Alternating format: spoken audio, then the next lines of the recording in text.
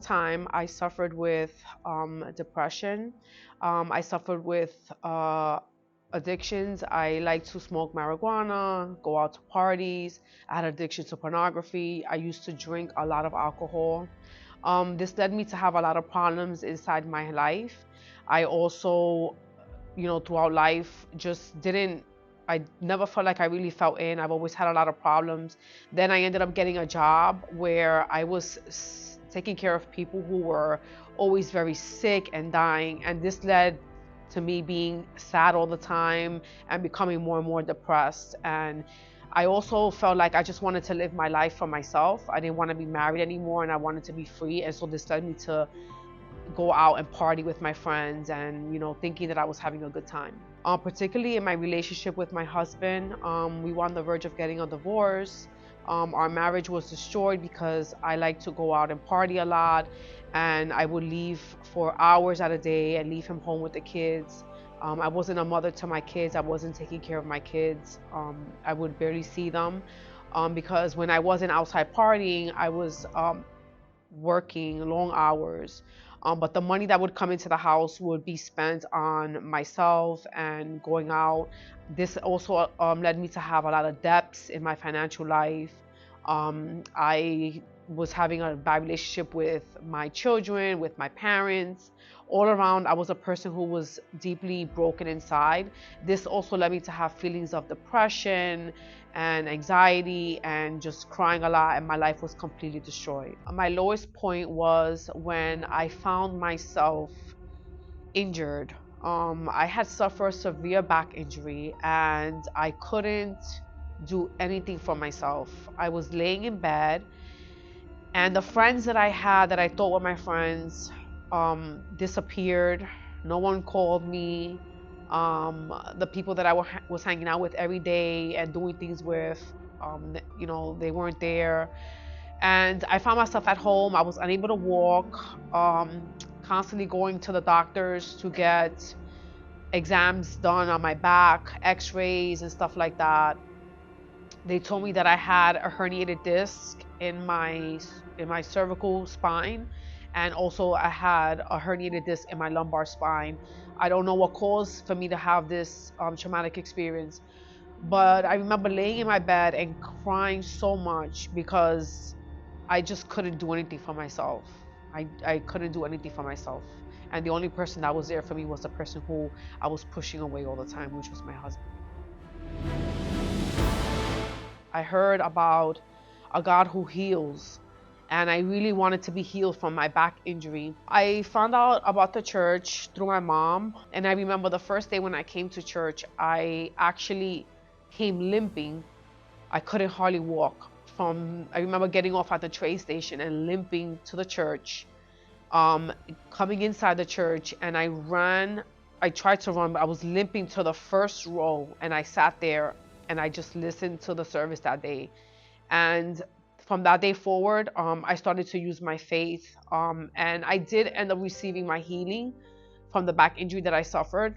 But then I continued to go to the services on Wednesdays, on Friday for my deliverance, and God started to speak to me, and he started to tell me the things that I needed to let go of, and my behaviors, the drinking, the addictions. I remember one time I was in the service and I was thinking to myself, how could I speak to God if I'm drinking?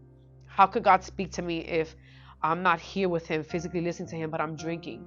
And so I started to do my train of prayer on Fridays for my deliverance, and I was delivered from the addictions that I had. Today I don't have any cravings for alcohol. I don't drink at all. Um, I don't I don't smoke.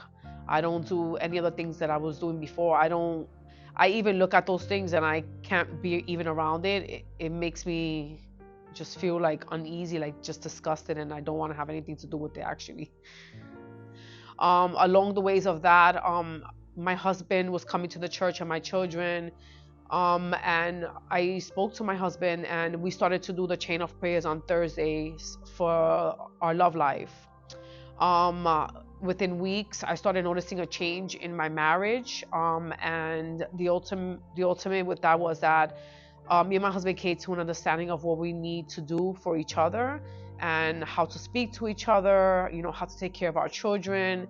I was there more for him, and he was there for me. We were there for our children. We decided to get married and consecrate our marriage on the altar. I continue to come to the church, especially on Wednesdays and Sundays, and I continue to seek the Holy Spirit because I really wanted my life to never go back to the way that I was. And I remember where God took me from, and I said I could never go back to that life. And then I decided one day that I wanted to get baptized. I decided that I wanted to give my life to Jesus. I've done the fast of Daniel every year since it's been brought into the church. And during that time, I always give up um, being around, social media and the news and stuff like that. But I also give up something that I really, really like. And the first thing that I had to let go of was something that was really hard, and it was to be. I'm a person who is like controlling. I had to let go of that control, especially in my marriage, and let my husband, come inside and allow him to be the husband. I had to let go of my bad attitudes. I had to let go of my pride, and I had to let go of putting myself first. I learned that God has to be first. I cannot put my feelings and my desires above God. And that was one of the hardest things that I've had to do. And I started to seek the Holy Spirit, and I ended up receiving the Holy Spirit in one of the services. And then I knew that my life was complete. So Erica, after receiving the Holy Spirit, is a much happier person. I no longer need things to make me happy. I don't know. I don't longer need to drink alcohol to go to sleep. I sleep peacefully at night. I'm a person who is very involved with my family. After God, my family comes second. I take care of my husband. I take care of my children. I'm hardworking. I always, everything that I do it for the glory of God. So whenever I'm asked to do something, I put my best foot forward, knowing that I'm doing it for God. I'm no longer depressed. I no longer cry or get angry or frustrated.